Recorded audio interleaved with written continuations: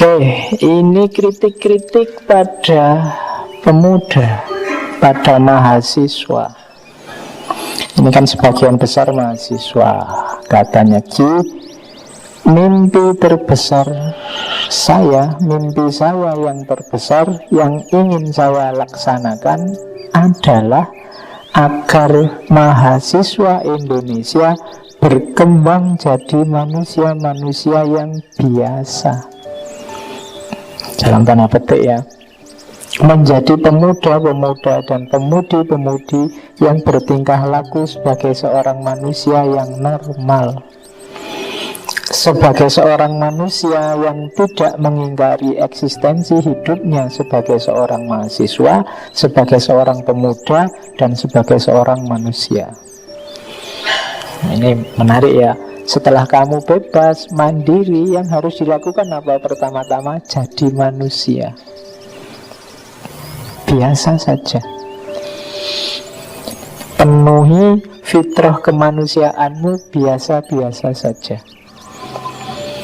Kadang-kadang kan kita sudah, karena mimpi-mimpi besar kita lupa bahwa kita ini manusia biasa. Ya butuh makan, ya butuh minum, ya butuh nongkrong, ya butuh pacaran kalau laku, ya butuh. Oh iya kan.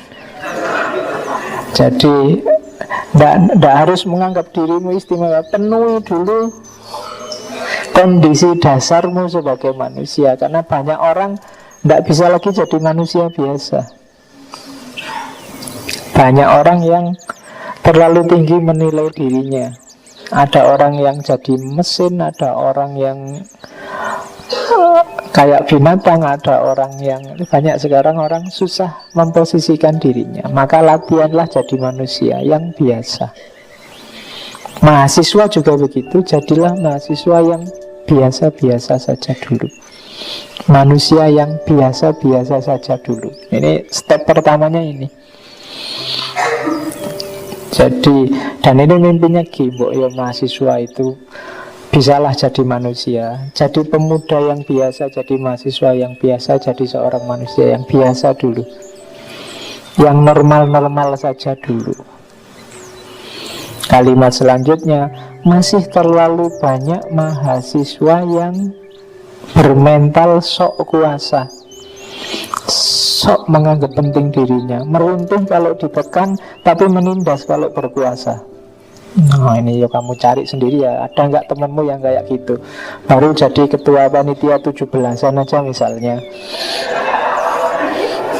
terus temennya pontang-panting melayani dia. Nah itu menindas. Kalau ditekan mengeluh, merintih, ada kesulitan dikit terus sambat-sambat. Kalau yang selanjutnya banyak mementingkan golongan, ormas, teman seideologi dan lain-lain. Ini tergolong mungkin yang tidak biasa tadi. Setiap tahun datang adik-adik saya dari sekolah menengah. Mereka akan jadi korban-korban baru untuk ditipu oleh tokoh-tokoh mahasiswa semacam tadi. Ayo, siapa yang suka nipu adik kelasnya? Jadi korban untuk jadi mahasiswa kelas elit tadi loh, yang sok kuasa tapi mudah mengeluh, gampang menindas yang di bawahnya, mementingkan kelompok ormas teman si ideologinya, terus mempengaruhi adik kelasnya agar gayanya persis kayak dia. Itu yang tidak disukai oleh Ki.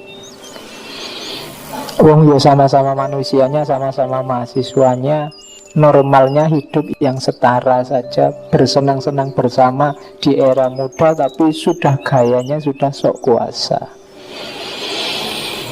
Padahal katanya Ki, mahasiswa itu punya tanggung jawab besar. Kenapa katanya Ki? Makin redup idealisme dan heroisme pemuda, makin banyak korupsi. Jadi anak-anak muda itu jadi kuncinya sebenarnya, termasuk mahasiswa. Kalau mahasiswa kehilangan idealisme, kehilangan heroisme, tidak ada yang demo, tidak ada yang menyuarakan kepentingan rakyat. Jadi dalam pandangannya Ki, mahasiswa ini vital. Maka pertama-tama dia harus ngerti caranya jadi manusia, maka dia akan tahu fenomena yang non manusia, yang tidak humanis.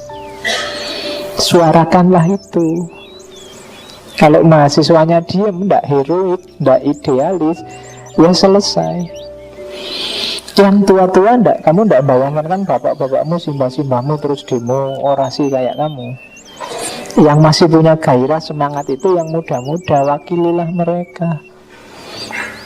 Itu yang ada di pikirannya Ki. Kalau kamu juga pendiam, sekarang kan mahasiswa cenderung pendiam, karena yang gerak sekarang bukan mulutnya tapi jarinya, mainan HP. Oke, saingan posting, saingan ngetren tadi. Ya, nanti waktumu habis. Kapan kamu teriak-teriak? Heroisme, idealismemu mana, kan itu bahasa kasarnya Ci. Jadi kamu yang mahasiswa, setelah tadi kamu merdeka, sekarang saatnya bertindak. Pertama-tama jadilah manusia biasa yang manusiawi, untuk bisa kamu mengenali mana yang tidak manusiawi. Jangan jadi elit yang sok kuasa, jangan jadi sosok yang manja, yang mengeluh kalau ditekan, tapi ganasnya luar biasa kalau punya kekuasaan. Jadi itu tugasmu. Ya, introspeksi sendiri-sendiri. Oke, terus. Nah, yang dilihat oleh G, realitas baru inilah yang dihadapi pemuda-pemuda Indonesia yang penuh dengan idealisme. Kalian mahasiswa yang idealis, tantanganmu juga berat. Makanya tadi jangan santai-santai. Kalau kamu menjadi manusia yang non-kompromistis, kamu kritis, ada ketidakadilan, kamu gugat dan macam-macam dengan idealismemu, maka katanya Ki, orang-orang dengan aneh dan kasihan akan melihat mereka sambil geleng-geleng kepala. Dia pandai dan jujur, tapi sayangnya kakinya tidak menjejak tanah. Jadi katanya Ki, siap-siap ya, nanti kamu yang idealis akan dikritik semacam ini. Ya sih kamu pinter, ya sih kamu cerdas, tapi pikiranmu melangit. Tapi kamu idealis, tidak lihat kenyataan. Kamu kan kalau dikritik kayak gini kan langsung menggelet. Tapi tantanganmu memang itu. Katanya Ki, kalau kamu non kompromis, kamu akan dianggap orang yang tidak membumi, tidak tahu kenyataan, tidak ngerti situasi. Tapi tidak apa-apa, tantang menyerah harusnya. Tapi kalau kamu tidak kuat, ya ambil jalan kedua. Atau dia kompromi dengan situasi yang baru, lupakan idealisme dan ikut arus, bergabung dengan grup yang kuat, partai, ormas, ABRI, dan lain-lain. Dan belajarlah teknik memfitnah dan menjilat. Ya, nanti kamu akan sukses, karir hidup akan cepat menanjak. Atau kalau mau lebih aman, kerjalah di sebuah perusahaan yang bisa memberikan sebuah rumah kecil, sebuah mobil, atau jaminan-jaminan lain, dan belajarlah patuh dengan atasan. Kemudian carilah istri yang manis. Iya. Terus kehidupan selesai. Jadi kamu boleh milih pilihan pertama atau pilihan kedua, kompromi apa non kompromi. Kalau hanya ingin kesenangan jangka pendek, tidak berpikir jauh ke depan, ya kamu pilih yang kompromi sajalah. Yang penting lulus, IPK-nya tinggi, daftar PNS diterima, terus nyari istri, kemudian punya anak, membesarkan anak, hidup selesai. Tidak ada idealisme standar. Jadi boleh kamu pilih gaya pertama atau gaya kedua, katanya Ki. Jadi kalau yang gaya pertama, kamu akan tabrakan dengan banyak sekali pihak. Mungkin orang tuamu, mungkin masyarakatmu, mungkin pemerintah, macam-macam. Tapi tujuannya kan tidak jangka pendek, tapi jangka panjang. Jadi itu cirinya pemuda. Nanti tabrakan dengan banyak hal. Gini kan terkenal kritis, apa aja dikritik. Kalau dia tidak cocok ya dikritisi. Meskipun dia anti komunis, tapi waktu terjadi pembantaian kader-kader komunis ya dia mengkritik dengan keras. Jadi memang kritis. Dan ini kan kayak tabrakan terus. Zaman Presiden Soekarno mengkritik komunisme, zaman Presiden Soeharto mengkritik pembantaian komunisme. Itu kan tabrakan terus dengan kekuasaan besar. Tapi itulah idealismenya. Karena satu-satunya yang dia junjung adalah kebenaran. Jadi bukan kelompok, bukan ras, bukan etnis, bukan ormasnya, bukan organisasinya. Kalau ada fenomena yang keliru ya disebut keliru. Dan itu resikonya nanti berat, panjang. Dia diteror bolak-balik, dia pernah diserempet mobil, dia macam-macam. Tapi itu perjuangan. Oke, kita lanjutkan ya. Nah, katanya bidang seorang sarjana adalah berpikir dan mencipta yang baru. Mereka harus bisa bebas dari segala arus masyarakat yang kacau. Kalian tidak boleh hanya ikut arus, apalagi masyarakat sedang kacau, sedang rumit, sedang ruwet.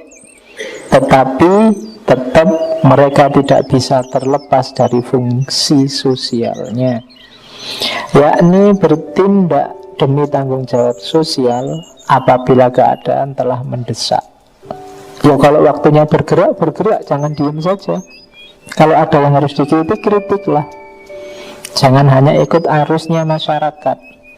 Kaum intelijensi yang terus diam dalam keadaan yang mendesak telah melunturkan semua kemanusiaan. Bergeraklah, berjuanglah. Kalau bahasa hadisnya, man ro'a minkum munkaron falyughayyirhu biyadihi. Barang siapa yang melihat kemungkaran, ketidakadilan, ubahlah dengan tangan kalau mampu, wa in lam yastati, kalau tidak mampu fabilisanihi, dengan mulut. Mulut mungkin bisa termasuk juga tulisan. Kalau memang tidak mampu, paling tidak ya dengan hati. Tapi hati itu kalau di hadis itu disebut ad'aful iman, keimanan yang paling lemah. Dengan hati itu menurut saya itu salah. Cuma saya tidak punya media untuk menyampaikan, tidak punya kuasa untuk mengubah. Tapi ini paling lemah. Tapi ya lumayan. Yang penting kita tidak mengalir saja, apatis atau ikut arus saja. Kita adalah pribadi yang merdeka. Jadi teman-teman ini kan kelompok elit intelijensia, tidak boleh diam. Kalau ada yang tidak cocok, sampaikan. Meskipun menyampaikannya juga harus dengan cara yang baik. Oke. Terus ini sama tadi.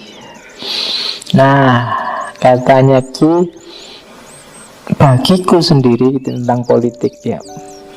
Politik adalah barang-barang paling kotor, lumpur-lumpur yang kotor. Tapi suatu saat di mana kita tak dapat menghindari diri lagi, maka terjunlah. Kita yang punya idealisme kadang-kadang takut jatuh ke dunia politik, terus menjauh. Akhirnya dunia politik dikuasai orang-orang yang tidak punya idealisme. Maka kalau memang waktunya ya masuk saja. Asalkan apa, kayak tadi, kita tidak ikut arus. Kadang-kadang saat seperti ini tiba, seperti dalam revolusi dahulu. Dan jika sekiranya saatnya sudah sampai, aku akan terjun ke lumpur itu meskipun tidak sempat. Jadi gini ya, sebenarnya nggak terlalu tertarik ke dunia politik, tapi di tulisannya dia menyatakan kalau memang harus dituntut itu ya tidak apa-apa. Tapi bagi dia sebenarnya itu dunia yang sangat kotor, penuh lumpur. Tapi kalau dibiarkan yang kotor ketemu yang kotor, nanti tambah rusak. Jadi kadang-kadang dalam hidup kita harus seperti ini. Sebenarnya kita tidak suka, tapi kalau kita diam saja nanti bisa rusak. Kamu punya organisasi misalnya, yang baik-baik misalnya disuruh jadi ketua, kadang nggak mau. Ah, ndak ah, saya ndak mimpi jadi ketua. Ah, ndak ah, jabatan ketua itu bukan apa-apa. Target saya bukan itu, saya ikhlas. Akhirnya yang baik-baik ndak ada yang mau jadi ketua, terus yang jelek-jelek yang turun jadi ketua. Jangan sampai seperti ini. Jadi kalian yang baik-baik juga, kalau memang zamannya menuntut, situasinya menuntut, ya turun. Jangan lari dari tanggung jawab. Kalau bahasa Jawa, jangan tinggal gelanggang colong payu. Jadi meninggalkan medan, melarikan diri ketika saatnya orang butuh. Bahwa kita tidak mengejar kekuasaan, ya. Kita tidak mengejar jabatan, ya. Tapi pada saatnya masyarakat membutuhkanmu untuk memegang jabatan atau kekuasaan, ya jangan melarikan diri. Tapi kalau ada yang lain yang memang sudah bagus memegang jabatan, ya monggo. Itu prinsip yang disampaikan oleh Ji. Oke, terus saya tidak mau pacaran, pokoknya nggak mau saya Pak. Tapi kok ya terus ada yang mau dan kamu juga jatuh cinta, ya yang cerdas lah, gitu loh. Prinsip ya prinsip, tapi kan ini situasinya sudah berubah, gitu loh. Nah ya, ikutilah itu, gitu loh. Jadi kalau memang waktunya tiba, jalanlah.